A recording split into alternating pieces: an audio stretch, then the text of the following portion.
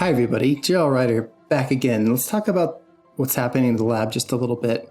It's a little confusing when you go over here, go from a macro scale or big scale to a micro scale of particles and then a chemical reaction which is using math and symbols. So it can be a little confusing, so we're trying to focus on that a little bit.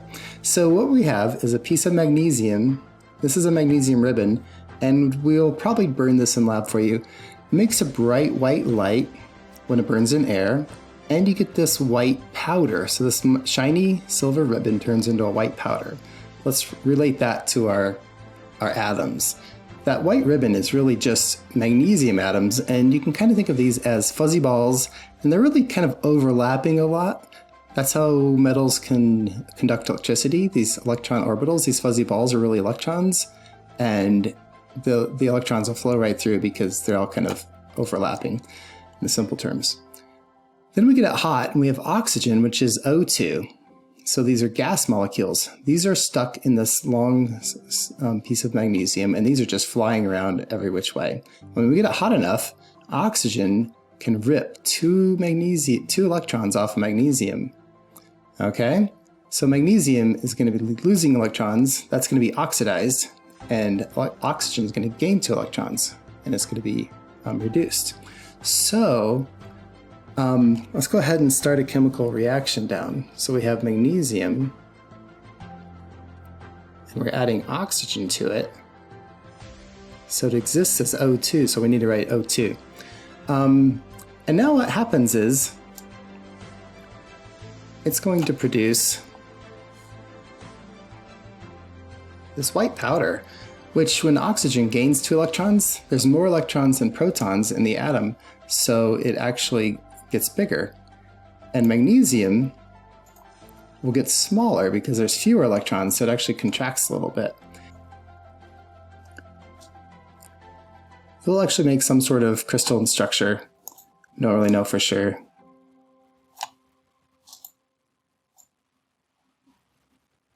But we know it should be a 1-to-1 ratio.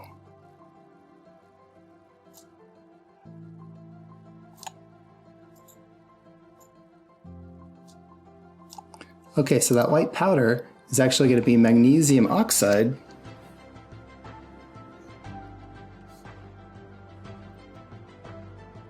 And we know magnesium has a +2, and you can just remember that from the periodic table.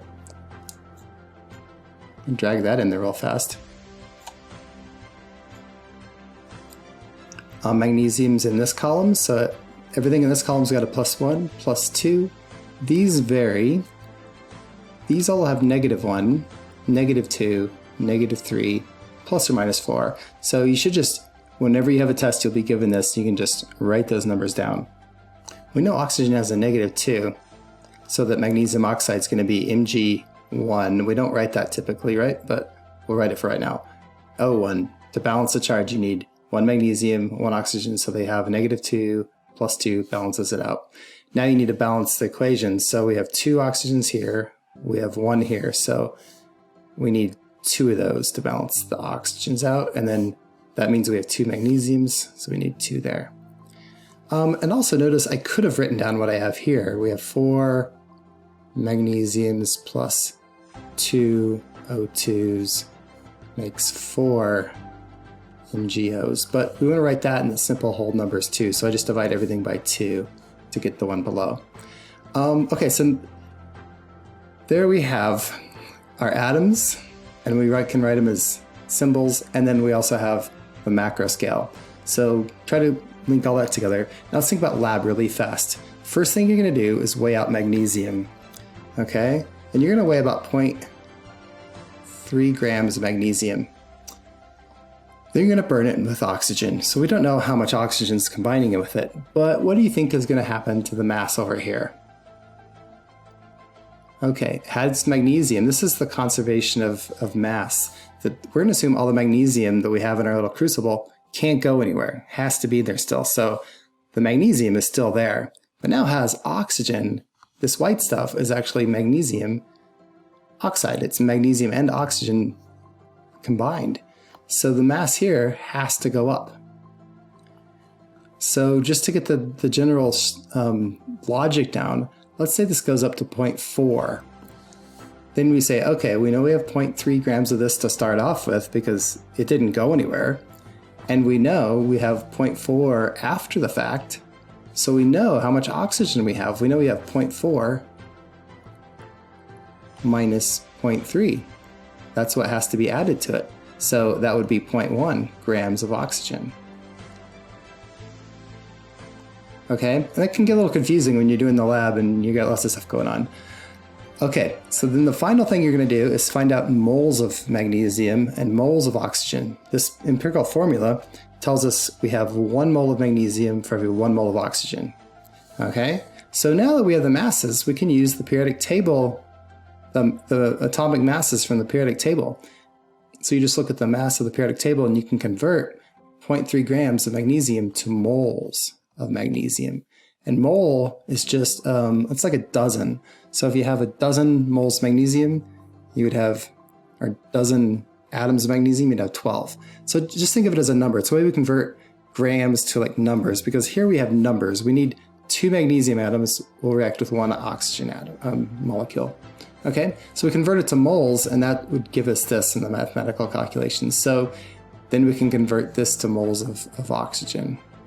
And there's examples in the lab on how to do that, but you're just going to divide by the molecular weight. There's one more reaction that happens that you're going to have to deal with, and we'll just mention it really fast. Nitrogen is also in the air, okay? So this makes magnesium nitride. And nitrogen was the 3rd column over, so it has a -3 charge on it. And this has a +2. So to balance that out, you need to find the lowest common denominator, which is 6. So if you take 2 times 3, that gives you a +6 charge over here. And if we take 2 of those, that gives you -6, so it balances out.